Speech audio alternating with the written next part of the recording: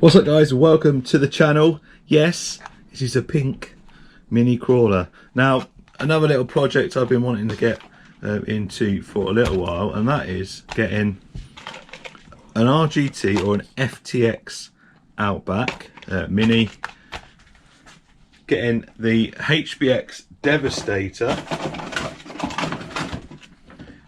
I've only got the body, and turning it into a custom hybrid crawler, and that's what I've done.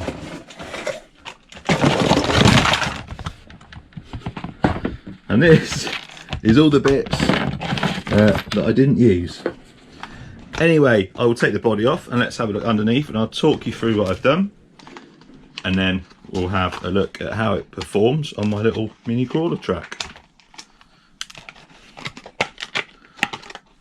So this was a new, you can get clear bodies for the Outback Mini, hence why it's got Outback Mini on there. However, the chassis that I used was the RGT V1, so the Adventurer, but the version 1 sprayed it a lovely pink colour, so it stands out.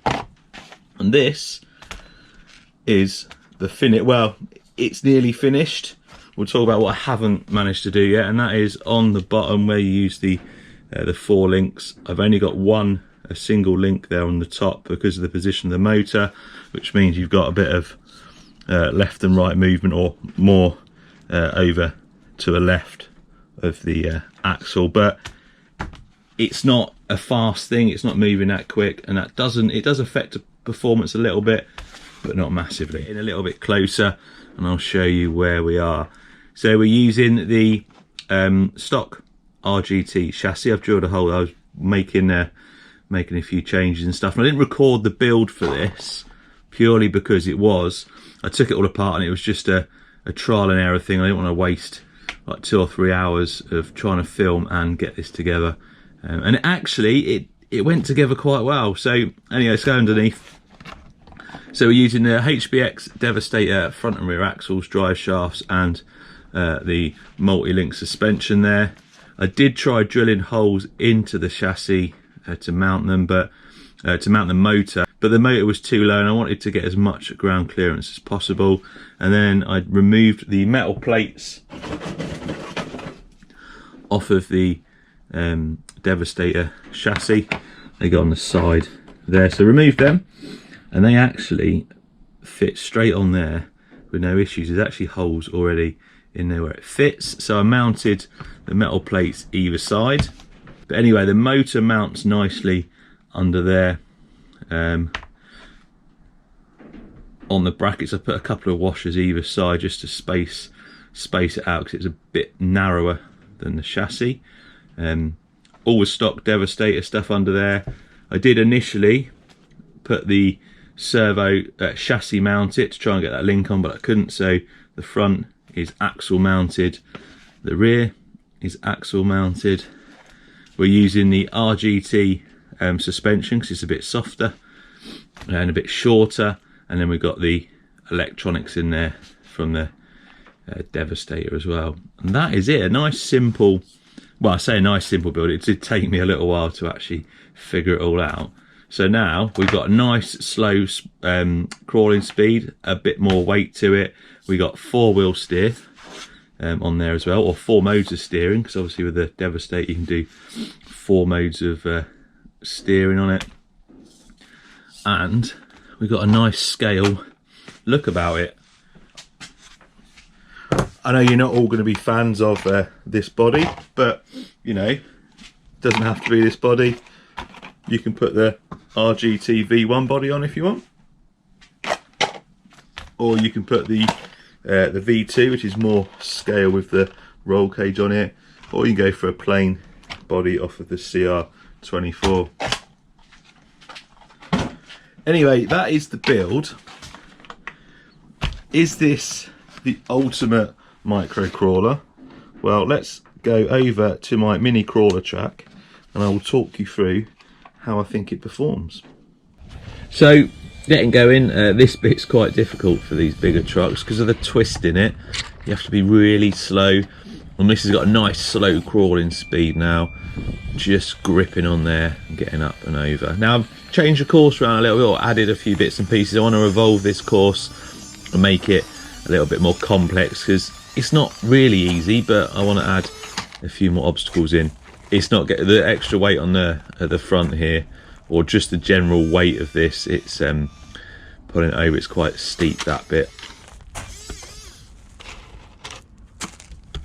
On the way back, quite a lot of stuff has trouble. Anyway, over all this, no problem here, apart from just catching the edge of that tyre. I've added some new rocks and stuff to that. Gives you a few more options of getting around it. Through the cacti, and then up and over. Ground clearance, bit of an issue, but that four-wheel steer managed to get the grip. The edges on here are quite hard. It's quite harsh, this bit, getting over. You have to get the right angle to get up and over, and you can see that four-wheel steer helping it along. Got caught up on the axle here, but up and over the short course body, and then a little spin round, and then we go back through the course in reverse.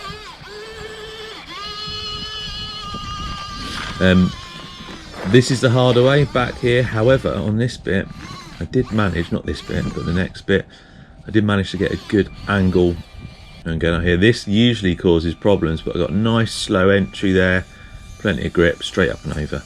You'll see on future videos that causes a few issues. Over the uneven ground, and then we go all the way around this time and over the new rocks. No issue there. Again, bit of ground clearance on the axles, but no issue. And then this is the bit where we struggled. Now I did try on this. I put the CR18 wheels, but I didn't like them. A bit big. They were it looked even bigger than, you know, the SCX24 with the big wheels. But what I might do is I might swap them out and just give it another go. I don't know whether it'd help it on this. It definitely needs a bit more weight up the front there to get over. Tried and tried. I was adamant I was going to get over, but in the end it just couldn't quite get it. It's getting right to the top, getting a little bit of grip on the top, but as soon as you tried to accelerate, it was just rolling. Since this bit, I have actually added a bit of weight on, and it is possible to get over there now. It's still a struggle though, but gave up at this point, and we just went onto the top to the finish. Now, what I really like at this bit, I got a nice little close up for you. That tyre digging in, trying to grip. There it goes, but that rear one slipping because there's not much weight over the back there, and it rolls off. Difficult to get up, difficult to get down.